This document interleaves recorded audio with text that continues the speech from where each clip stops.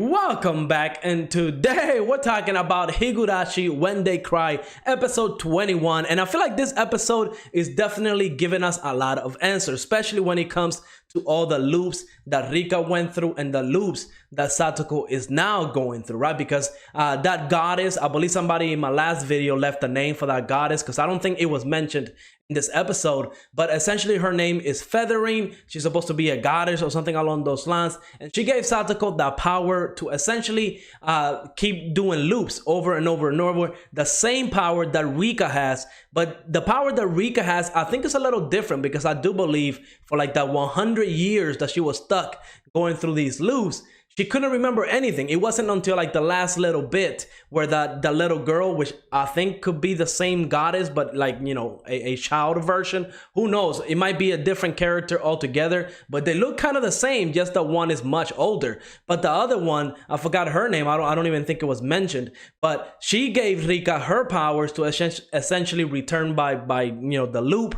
And on top of that, she didn't remember everything. It wasn't until later on where Rika gained the ability to remember all the memories of all the different loops that she had, and that's the last time we saw of that goddess. But here it's a little different, because we see that Satoko can indeed return by death, right? Essentially, she goes back every loop, every time she dies, and she'll get to remember everything. And she definitely put that power to work, because she essentially did the exact same thing that she did last time. She went through Saint Lucia. She went to the same academy. She studied. She worked hard to get into the academy with Rika, because she trusted her, right? We see that she essentially made Rika promise that whenever she was going to start falling behind, that she was going to help Satoko.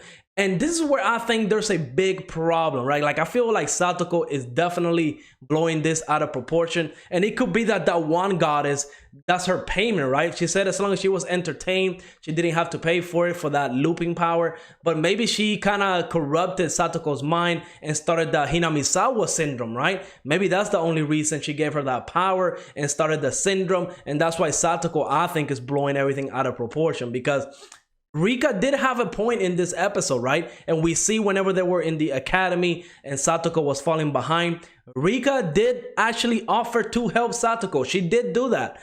Now, could you argue that Rika could actually have tried, right? She could actually tried a lot harder to help Satoko? Maybe. You could probably make that case. But I can tell you right now, the way that Satoko is handling the whole situation is definitely not the way to go, right? Because I don't know if Satoko is essentially responsible for killing Rika, like those, you know, 100 years. I don't know if she's responsible for that. But dang, I mean, I feel bad for Rika, because essentially Satoko is behind everything. Satoko has the same power. She's definitely going after Rika now, because her whole friendship is kind of ruined at this point. And that was only her second time going through the loop. I do believe we got 3 episodes left, so I'm sure we are going to get more answers to that. But I just feel really bad for Rika, because at the end of the day, I do think Rika did try to help Satoko through everything.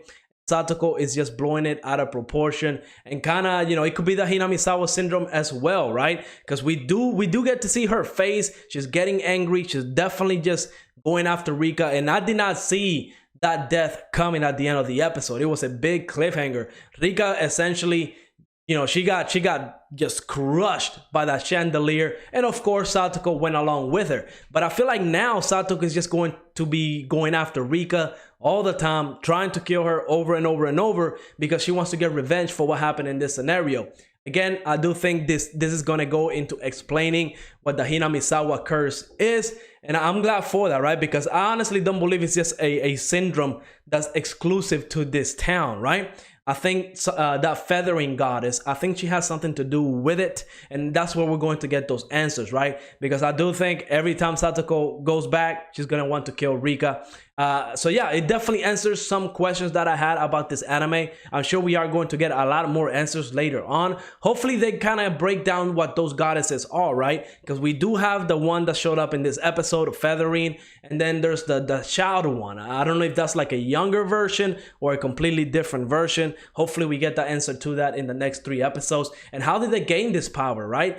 Because it just kind of seems out of nowhere at the very least, right? I know in episode 2 they hinted at it with Rika, and I don't know how much of a presence these goddesses had in the original When They Cry anime. I remember watching a couple episodes of that. I don't think I ever finished it, but I wonder if these goddesses were in that anime as well. Overall, it was a very good episode. I liked it. Definitely we're seeing everything through Satoko's perspective, and that was very important because I believe this is how the whole Hinamizawa syndrome got started. Maybe Feathering is making deals with everybody in Hinamizawa. Like every time they die, she'll give them that loop power and, reset everything. Maybe that's what's going on in this town, right? Maybe everybody is going through this thing. And that's why we have seen Rina freak out. We have seen Mion and Shion kind of fall into this Hinamizawa curse.